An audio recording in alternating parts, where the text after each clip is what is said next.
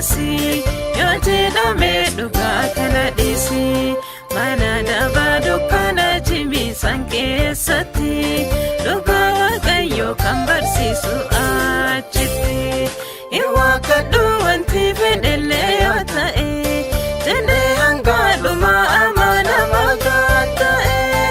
amma du'aa jalaa baay'oof jedhee wanta lafaa kan lufuuf jedhee iwaakadhu dhugaa kana hanga du'uuf himaa kan jedhu en bara kana kan soqa maarisaa kana.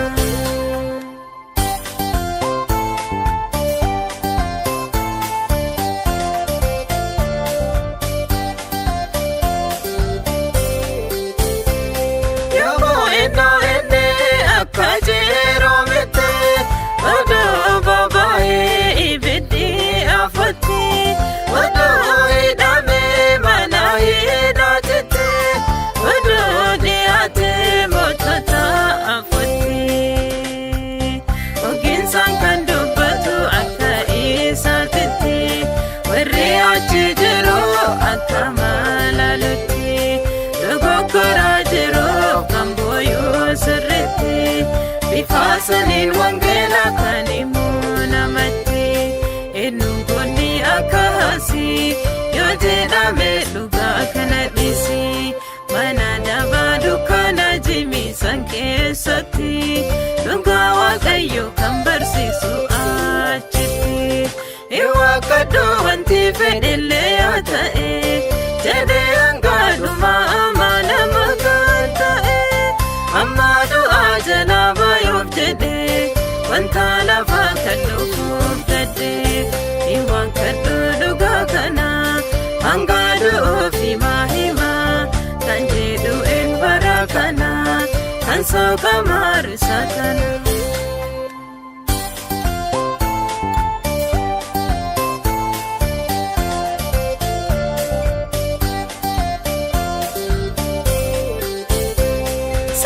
Jaralacho oduu bannete akkuma isaanii cincaata ofillee oduu kutanneeti ibiddis boobooyoo duubatti deebinu oduu kaajennooti wangeela kanaan oduu hojjanneeti dhugaan kana jennee oduu ol qabneeti yoosuunutti dhufaa tarkaanfiin akkasi amanamaaf kana addaan baasuufisi jirabeessi afaan labsiin dilbataasi eenyuun akkasi yoo jedhame dhugaa kana dhiisi mana dabaa dukkana jimiisan keessatti dhugaa waaqayyoo kan barsiisu achitti iwaakadhu wanti fedhellee yoo ta'e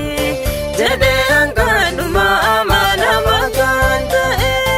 amma du'aa jalaa baay'oof jedhee wanta lafaa kan lufuuf jedhee iwaakadhu dhugaa kana hanga du'uuf himaa kan jedhu en bara kana kan soqa maarisaa kana.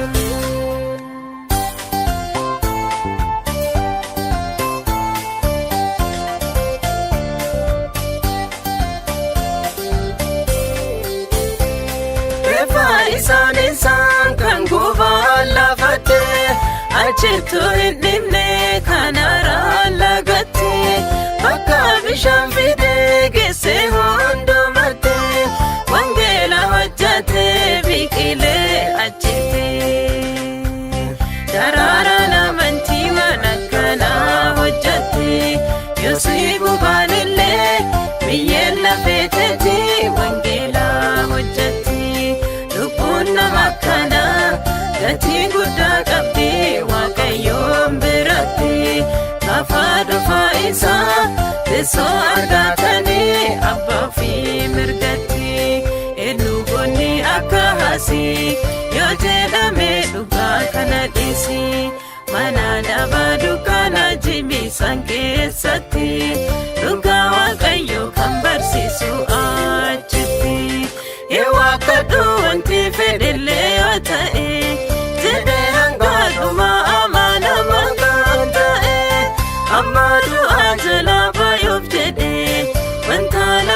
kalluufuuf gadhee hin waaqadhu dhugaa kana hanga du'uufi maahimaa kan jedhu en bara kana kan sooka maaru saakala.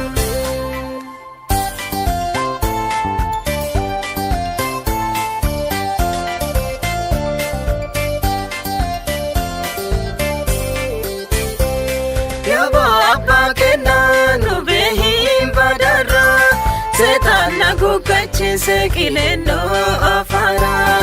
isa dhageenyaan jajjijiru dadhabneerra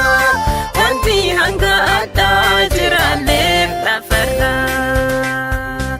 uduudhugaan kan kee ogeessaan himame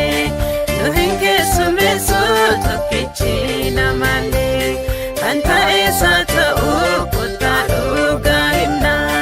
nama gurraa qabu.